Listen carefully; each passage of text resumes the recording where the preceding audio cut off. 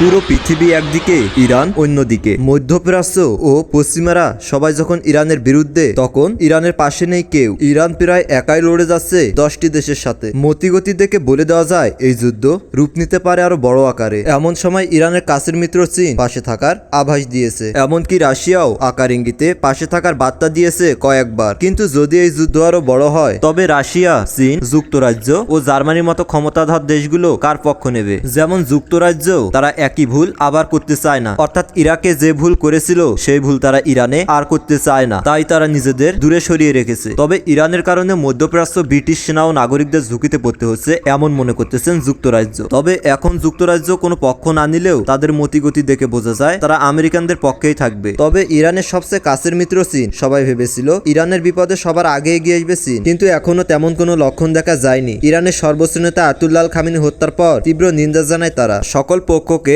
এক হয়ে সামরিক অভিযান বন্ধ রাখার আহ্বান জানান তারা। এছাড়া তারা ইরানের পক্ষে, যুক্তরাষ্ট্রের বিপক্ষে শক্ত কোনো অবস্থান নেননি। অথচ ইরান তাদের অধিকাংশ সময় চীনকে নানান সুবিধা দিয়ে এসেছে। তবে এটা বলা বাকি রাখে না, এই যুদ্ধ যে বড় হয় তবে চীন ইরানের পক্ষেই থাকবে। চীনের মতো রাশিয়াও তীব্র নিন্দা জানিয়েছে খামেনির মৃত্যুর পর। একই সাথে ইরানের আগ্রাসনের প্রতি নিন্দা জানিয়েছে রুশ প্রেসিডেন্ট। ইরানের খামেনির মৃত্যুতে পুতিন মানবিক নৈতিকতার এবং আন্তর্জাতিক সকল আইন নিয়ম লঙ্ঘনকারী নিষ্ঠুর হত্যাকাণ্ড বলে বর্ণনা দিয়েছেন। ইরানের উপর হামলার ফলে মধ্যপ্রাচ্যে যে উত্তেজনা তৈরি হয়েছে, সেটি ইরানের সীমানা বাদে অনেক দূর ছড়িয়ে পড়তে পারেন বলে সতর্ক করেছেন মস্কো, যার মাধ্যমে পরিষ্কার হয়ে যায় রাশিয়া এখনো সরাসরি না জড়ালেও তারা ইরানের পক্ষেই আছে। তবে এই উত্তপ্ত আরো যে ছড়িয়ে পড়ে, সরাসরি রাশিয়া ইরানের পক্ষ হয়ে মাটি নামতে দ্বিধা করবে না। দ্বিতীয় বিশ্বযুদ্ধেও আমেরিকার বিপরীতে ছিল জার্মানি, তবে সেই যুগ এখন বদলেছে। জার্মানি এখন যুক্তরাষ্ট্রের পক্ষে। এমনকি তারা বর্তমান পরিস্থিতি নিয়ে ইরানকে দোষী হিসেবে দায়ী করতেছে। এমনকি সরাসরি জানিয়ে দিয়েছে